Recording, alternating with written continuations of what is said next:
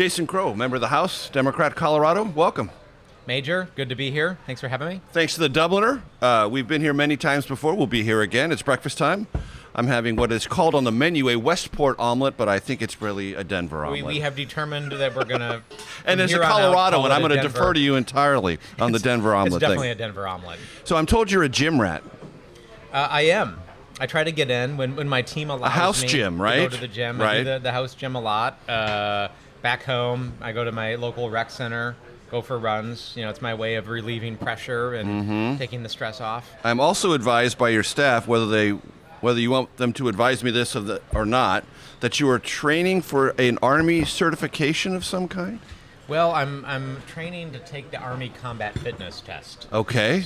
But you've already passed that once in your life, have you not? As a Ranger? I've passed it a lot. You've passed it many times. When I was in the military, and we're not going to say how long ago that was, since I'm only 35. Of course, yes. But we have the 35 filter on these cameras, by the way. Exactly. I'm going on the 10th anniversary of my 35th birthday. But the Army Physical Fitness Test is what it used to be called, and then when I was in the Rangers, we had a separate test called the Ranger Physical Assessment Test. I commonly had to take both of those regularly, but it's been a little while. So I'm trying to show my support to the soldiers. So I'm in training to take the new Army Combat Fitness Test. Is it harder than you imagined it would be?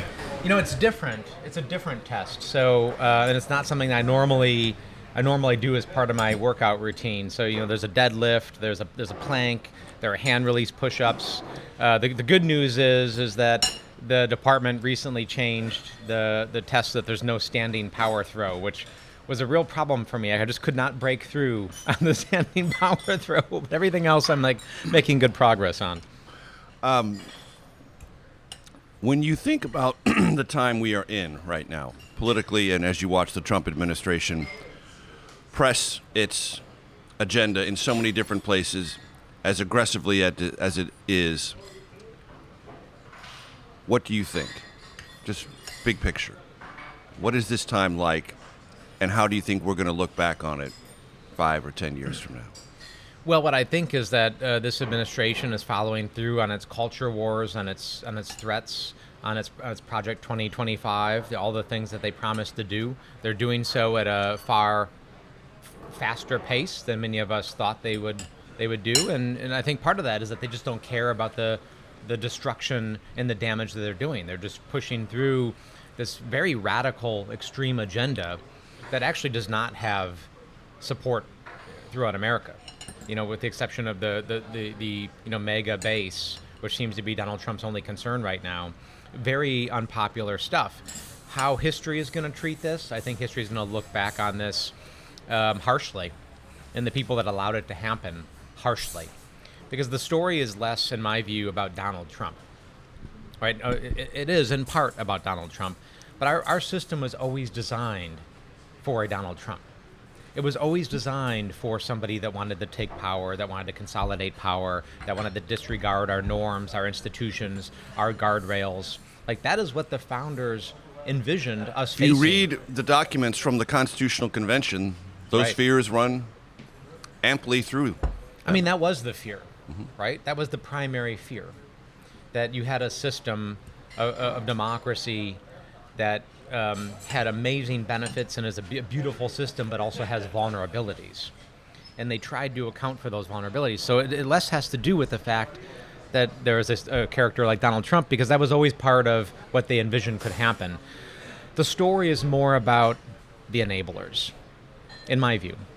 The people that have allowed it to happen, particularly the members of Congress that have allowed it to happen. Members of Congress have a unique obligation to stand as a check against the executive branch, any president, to have an independent obligation to do oversight, to budget, to uphold our norms and traditions, the rule of law. And to me, the biggest story of this era are those members of Congress that have not fulfilled their oath and have turned their back on that obligation. What about the enablers who said it was a good idea for Joe Biden to seek a second term? Well, that is also a problem, right? And as you know, First of all, I reject the false equivalency. Right? There's a huge difference between the last 10 years and people that have turned their back on our democracy time and time again in the face of horrible incidents. Right? Look at January 6th. The number of Republicans that, at the time January 6th happened, were appalled and said enough is enough. Literally, they said, "I'm out." Don't you know who we're talking about here? Lindsey Graham. Right, and then now, fast forward, they are complicit in the attempted rewriting of history. So, two very different situations, and I will never compare the two. But you also know that I thought it was a problem that Joe Biden ran, that I don't think he should have run, that had the Democratic Party gone through a primary process, had we had the time to introduce a new candidate to the American people, had we shown that we were going to be open and transparent during that primary process and tested our candidates, that I think the result could have been different. Now, it wasn't the only factor, but it was a big factor. And you know that I stood up at great peril, frankly, and pushed the president directly. I directly pushed the president and said, Mr. President, I have a lot of respect for you. I have, followed your leadership for a long time. You've done great stuff, but we're in trouble, and it's time for a major change. But even then, it was too late. Well, in hindsight, it probably was too late. Yeah. How long do you think that pall will hang over the Democratic Party and those who care about it and those who are activists within it and those who think they might be Democrats in the future? Well, I think that depends on whether or not we are open about this and have an open conversation, right? I think, first of all, we just have to acknowledge that, right? We have to acknowledge that it wasn't handled the right way, that the president should have bowed out. I mean, he promised to be a transitional figure, to pass the baton to the next generation. That was the expectation. That's what so many of us wanted to have happen. It didn't happen. So we should say that. And have an open conversation, because if we don't, I think we lose credibility with some folks. But, that's going to be an important process. But listen, we're on the verge of 13 million people losing health care. We have a national security infrastructure, a Department of Defense, a CIA, a National Security Council that's been gutted. Right? We're on the verge of 80,000 personnel cuts to the VA. Right? That is the stuff that is going to be hitting the American people really hard. It is not hyperbole to say that if the Republicans' budget plan goes through, that people are going to die. People in my community are going to die. Right? I go back home. Who otherwise wouldn't. That's right. I go back home, and there are people who are on life-saving medications, that are getting life-saving care because of Medicaid, and these essential programs, these safety net programs. And if these programs get yanked, it is going to be devastating. And not just for those people, but think about this.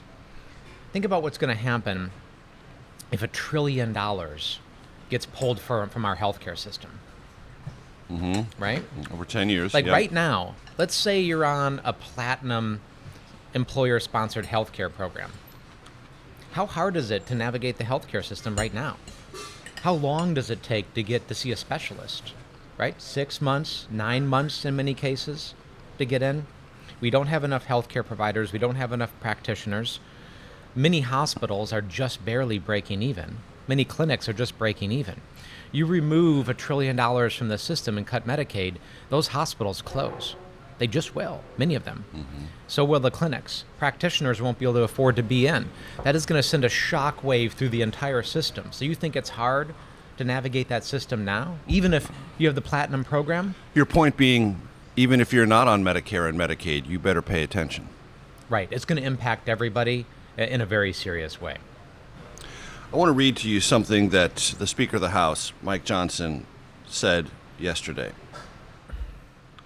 There is a targeted, left-wing, anti-Semitic terror movement on the rise in America. He said that after the heinous attack on people marching recently in Boulder, Colorado. Is that statement that the Speaker said true?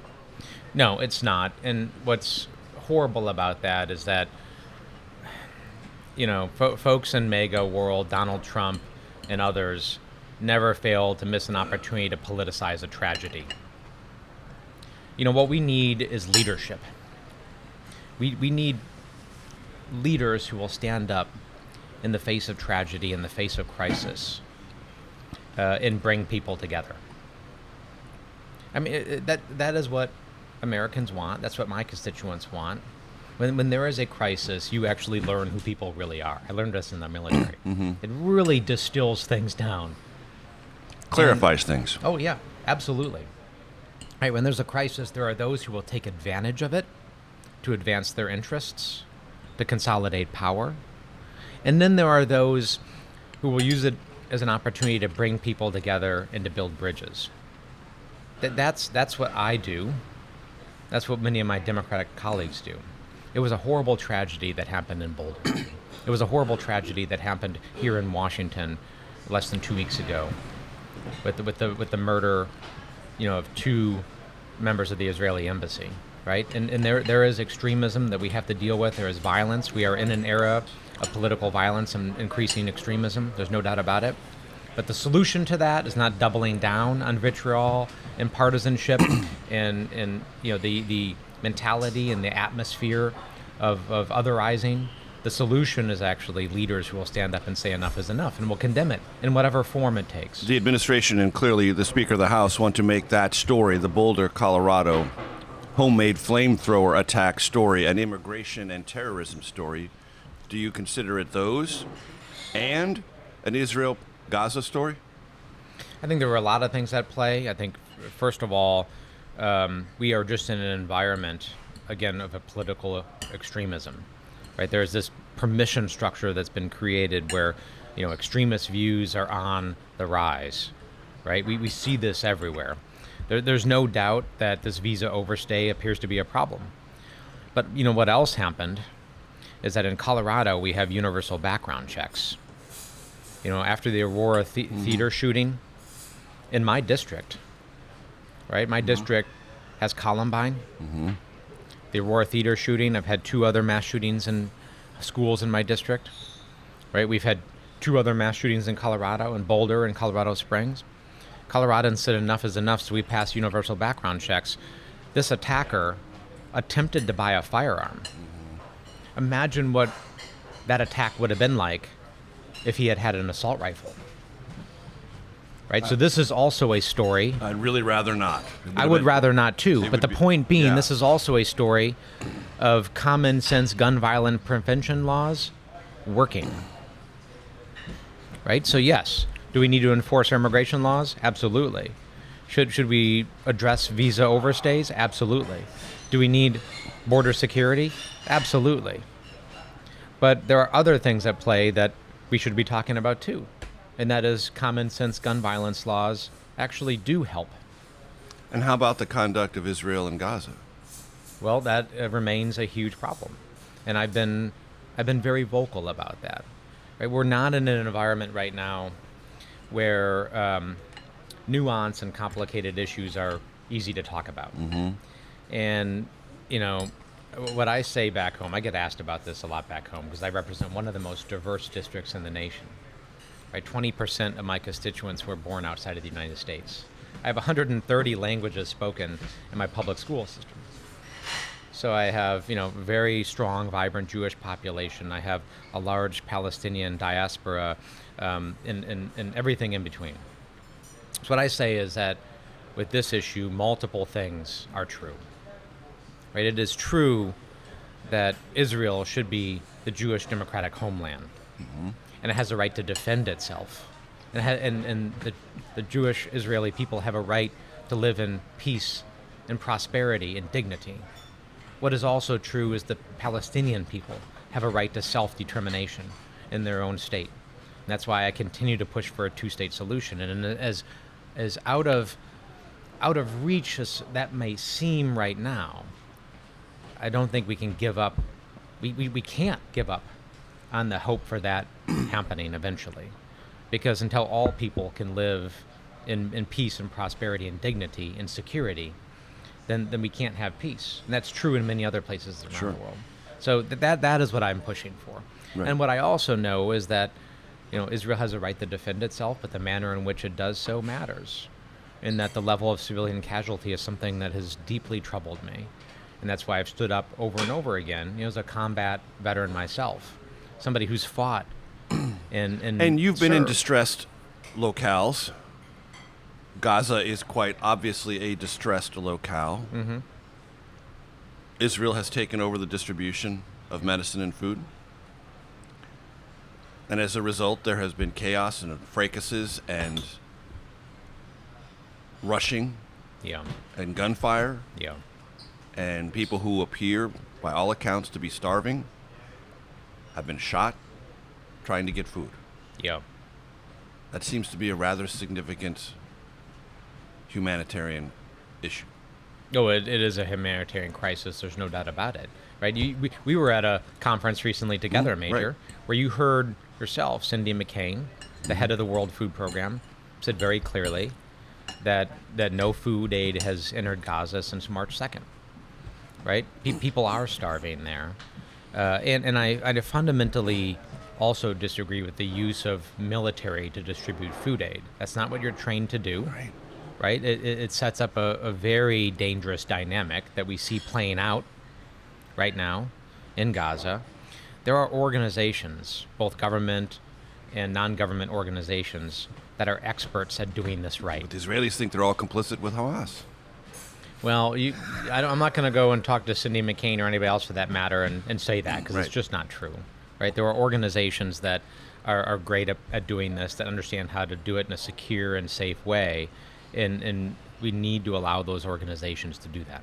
I'd like to read to you something in the Wall Street Journal I came across talking about the stepped-up military campaign that the Trump administration unleashed against the Houthis, and then it was stopped, and now there's a kind of assessment going on.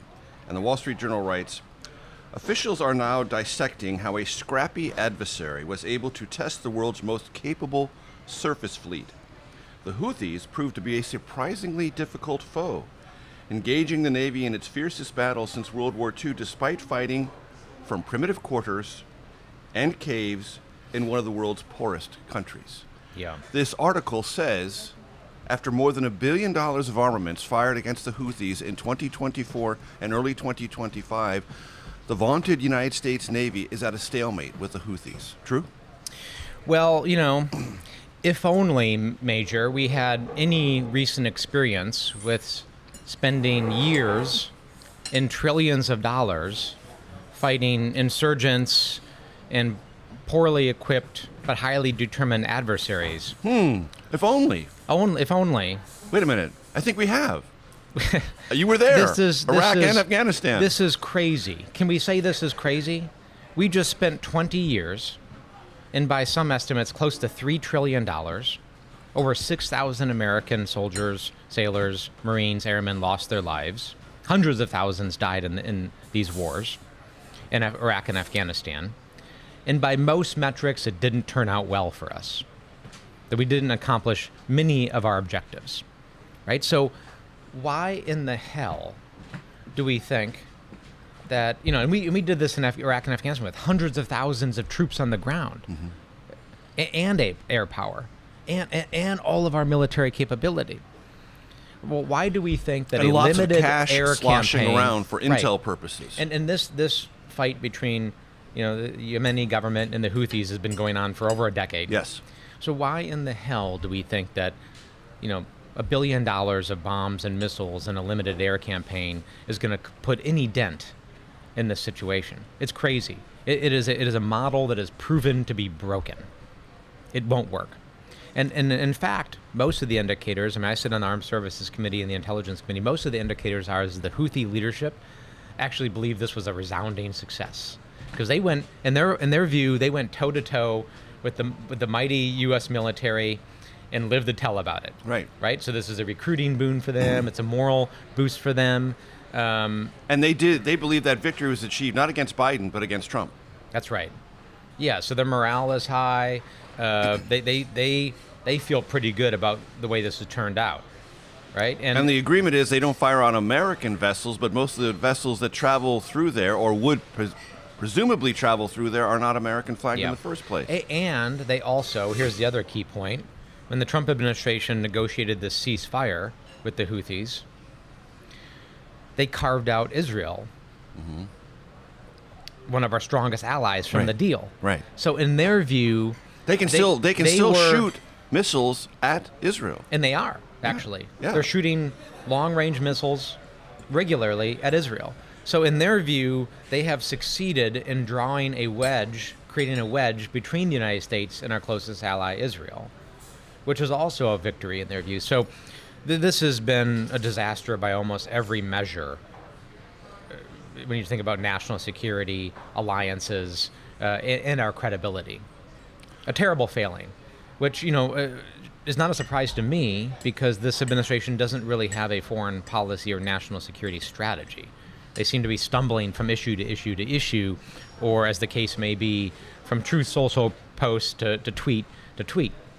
Right? There's no cohesive approach. And in this week that we are speaking, I will check my watch for the date because I never remember the date. It's June 5th. This week has been the sort of week of public admission of frustration by the president with Vladimir Putin and Xi Jinping. Right. Things aren't working out so well. He's frustrated that they're implacable. Well, shocking that him posting on social media to Vladimir Putin, "Stop it," didn't work. It's nuts, right? We have known Vladimir Putin for a long time. Right? He's been on the scene for over 3 decades. We have observed him, we watched him, we know a lot about Vladimir Putin. And we know his playbook really well, because it's a pretty consistent playbook. Yep. Right? This is what he does. He draws things out. He enters into agreements on paper, but then disregards them under the table. He works in what's called the gray zone, right? Destabilizing activities. He will only Target civilians, infrastructure. He lies, as a matter of habit. He obfuscates. And pays a lot of money for the meat grinder that is the ground war. Right, and he believes that this is the fundamental thing about Vladimir Putin that I think people need to understand. Conflict in war is not a means to an end. Vladimir Putin believes in this historic idea that conflict is the end, that it's perpetual. He believes in a perpetual state of conflict for the Russian people. Because it's kind of a purifying exercise for the nation. That's right. He believes that the Russian psyche and Russian history means that it should be in perpetual conflict. So he's not actually trying to achieve peace. He's not. And that's a very different mentality, right? Because in the West, in America, we think, conflict is a means to achieve stability and peace. That's not what he's looking for. Like, in his view, constant conflict is okay. In fact, it is the goal because it allows you to consolidate power. It allows you to control your population. It is when he thinks Russia is its strongest because he believes Russia's primary strength is the ability to absorb more pain than everybody else. He looks back in history and say the Russians can just absorb pain more than anybody else. Right? So we'll just throw troops, tanks.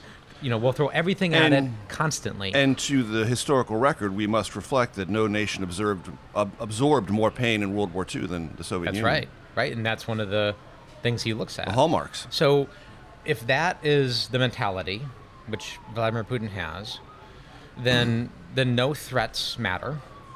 Then the idea of achieving a peace doesn't matter. The only thing that matters is what you're forced to do.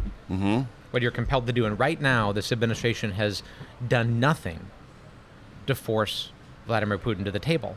They have exerted no additional pressure that has already not been exerted by the prior administration on Putin. In fact, even though there's a sanctions bill sitting in the Senate with Lindsey Graham saying there's 82 co-sponsors, which means lots of Democrats and lots of Republicans. That's right. And they're just waiting for the green light from Trump.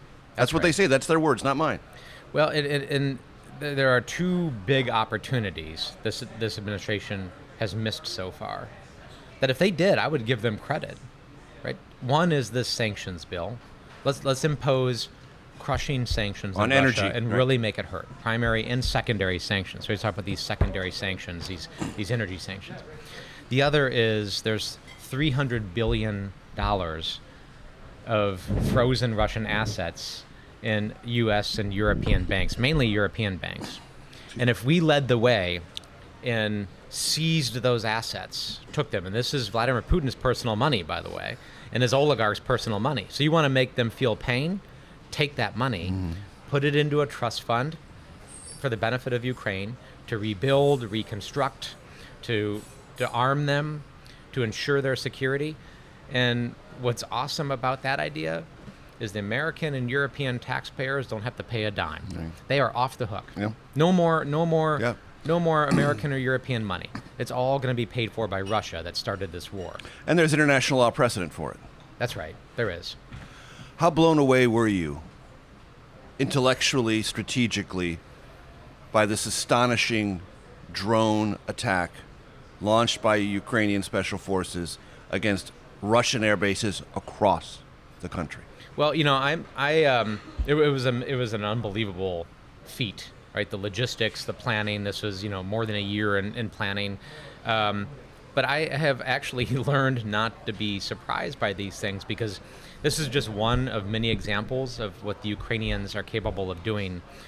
I have been blown away by overall how the Ukrainians responded. Let's not forget that in 2022, everybody said that Kyiv would fall within 72 hours. Not only has Kyiv not fallen in 72 hours, but the Ukrainian people have stood up with courage, bravery, resiliency, creativity, and with a whole of society effort, kind of reminiscent of the United States in World War II, where everybody was a part of the effort, stood up, and they have innovated. They have rebuilt their industrial capacity. They have reinvented, in many ways, modern warfare, right? The way that warfare is conducted now and will be in the future has actually almost completely changed in the last 3 years, largely because of what the Ukrainians have shown is possible. And we have gone from being the primary trainers of Ukrainians, where we used to the help students. train them, to where we're learning more from them Right. than they are from us.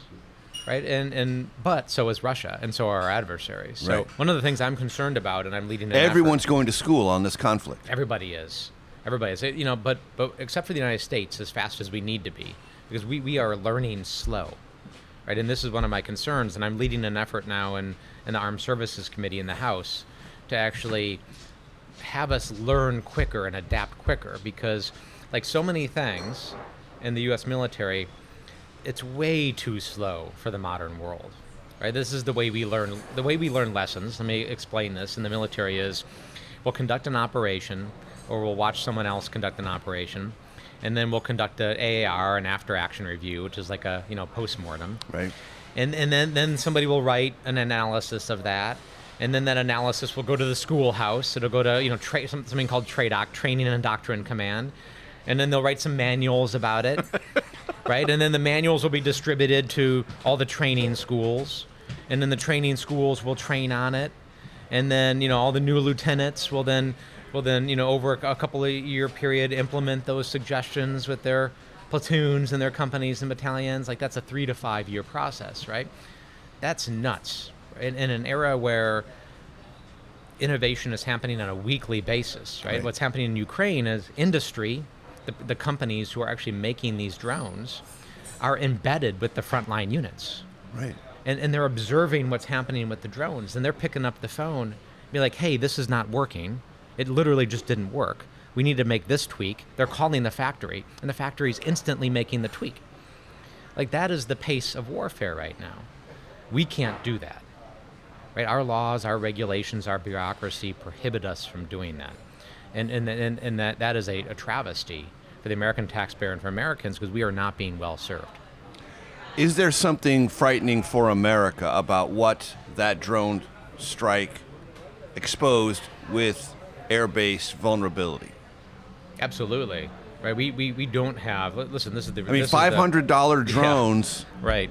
flew from trucks that had a roof that popped off via remote control and took out multi-million-dollar air platforms.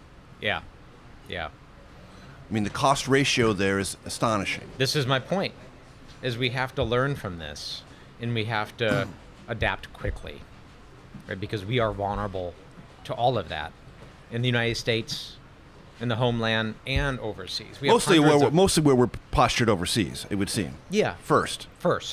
Right? We have hundreds of thousands of troops in dozens of places around the world, right? Of course, that's a huge vulnerability, but I'm also concerned for terrorism for the American people, for public events, right? We need to move fast here and address this because we're not where we need to be. Are you psyched up for the big Army parade here in D.C.? Trump's Vanity Parade? Is it that one? Listen, it's the 250th anniversary of the Army, my branch. Right. And I'm very proud of that. You know, the Army actually has been around longer than the country, right? I'm very proud to be an Army veteran, and I'm going to be honoring the birthday, and it's okay. Parades are okay. I mean, I was never a parade guy. I hated parades, right? When I was a paratrooper and a ranger, we'd put on our dress uniform, we'd put on the shiny boots that we actually never wore except for parades. You have your parade uniform, like we never wear this stuff, right? You never do. And we hate it. And then you sit out there for like hours and you're drilling and marching and mosquitoes are all over you and it's like 100 degrees and people are passing out. It is. Sounds like a wonderful there is pretty much nothing that soldiers hate more than parades, right? That is the reality. We hate them. Okay. Right? Like, we would much rather be on a range all night long at 2 a.m. with night vision goggles, doing CQB, What's CQB? Close quarter battles. That's when you train in a shoot house, right? Training all night, shooting, firing, blowing down doors, jumping out of helicopters like that. That's what we love to do, right? And that's what we should be doing because that's what makes us better. So, okay, like do a parade, but spend over $50 million to do it. You line the streets of D.C. with metal plates so we can roll tanks in front of the White House, have 6,000 soldiers come from their duty stations, away from their families and away from their training, to march down the mall, right? And by the way, these soldiers have to live on cots in abandoned office buildings in D.C. to do this, right? We're shipping trains from Texas, we're shipping tanks on trains from Texas so that those tanks can roll, which, by the way, we've learned in Ukraine that tanks are easy to destroy and are the past, not the future of warfare, but that's a different discussion. You're trying to tell me there isn't an easier, cheaper, better way to make sure we're not pulling soldiers away from their families, we're not spending over $50 million when we have deteriorating barracks at many of our bases to honor this? Like anything this administration does, it's too much, it's the wrong stuff, and it's too expensive. Do you have any fears that this will bear a uncomfortable resemblance to Moscow or Pyongyang? Well, Donald Trump has this affinity for dictators and autocrats. He just does, right? He said this. Actually, he has said, oh, look at these parades. I want one of these parades that Putin has, the Victory Day parade, the parades that Kim Jong-un has. And there are so many problems with this, but one of the big problems is that there is an idea that this is what makes us strong. That these shows of pageantry, these flyovers, And that by being a critic, you're not patriotic. Well, you know what I think is patriotic? I think actually being tough and being able to destroy your adversaries, and as the army mission is to be able to close with and destroy the enemy, right? That is the mission. And no parade is going to help you do that, right? So I'm somebody, after 3 combat tours in Iraq and Afghanistan, and I was at the tip of the spear. I served in the 82nd Airborne Division in Iraq. I was with the 75th Ranger Regiment, the most elite light infantry strike force in the world. I was part of the Joint Strike Force in Afghanistan. I've done over 100 combat missions. So nobody's going to tell me, no one's going to lecture me about what makes somebody tough and what makes us able to conduct our mission. I know. And it sure as hell isn't a $50 million parade rolling in front of the White House. But like so many other things that the Trump administration does, it's about show and theatrics, not about substance. And I'm just more interested in the substance. Outside of politics, what keeps you going in life? My kids. How many? 2. Yep. So I spend as much time with my kids. We're big skiers. We're Coloradans, so as much time as we can get in the winter, which is a lot less than I would like, going skiing with them, and then working out, going to the gym, just trying to stay fit, and that's my sanity. My team knows if I go a day or two without going for a run or going to the gym, I just get a little irritable. Do you have a heart monitor or anything that gauges your physical activity? I don't. Okay. I know there's this movement to like bio-optimization or whatever they call it. Yeah. Like have the watches or the O-ring or whatever it is. Like look at your sleep and your REM and all the. Too much. Well, I mean, maybe I should be doing this. I don't know. I mean, probably. But I've got wheat toast here. Right. I'm working out 5-6 days a week. I think I'm doing okay. So far. Favorite military movie? There's a lot. I mean, I grew up watching, Platoon and Full Metal Jacket. And what's interesting is I actually grew up watching those movies and thinking that they were cool for the wrong reasons. Full Metal Jacket, not exactly a recruitment movie. No, it's not. And I've gone through this. Nor is Platoon, by the way. I've gone through this evolution, by the way. Yeah. Like so many people have that have joined the military. You grow up, and I grew up, red-blooded American kid, wanting to go fight for my country, and I would go back and do that over again in an instant. And there's almost nobody that I hold in higher regard than are people that are stepping up to serve. So that is a huge commitment. But my evolution, looking at watching those movies, in hindsight, those are anti-war movies. Right? Those are movies that are meant to illustrate the human impact of war. And looking back on this now, right, one of the reasons why I have taken up as one of my main efforts the reform of war powers and the reform of what's called AUMFs, or these things called AUMFs, which they're authorizations for use of military force. This is how Congress constitutionally gives authority to the president to use our troops. Right. And one of the biggest problems that our country faces is that Congress, a while ago, basically gave a blank check to the president to use force however they want. Right. And we have troops in conflict conducting military operations in many places around the world, of which many Americans would be pretty surprised to learn about this. That's being done based on authorizations that were given in 2001. Right. That are 24 years old. That don't even mention that locale. Don't even mention that locale. Or the people that they're fighting. Right? Nope. Like this is wrong, right? We started this podcast talking about the 20 years we were at war, the trillions of dollars that we spent, and one of the reasons we allowed that to go on for so long, and we spent so much money, is because we stopped having a public debate about it. Right. And people stopped being held accountable for it. So at the highest levels. At highest levels. So having served in those wars, what I now know as a policymaker in Washington is that members of Congress need to be held regularly accountable for the money that's being spent, for the conflict.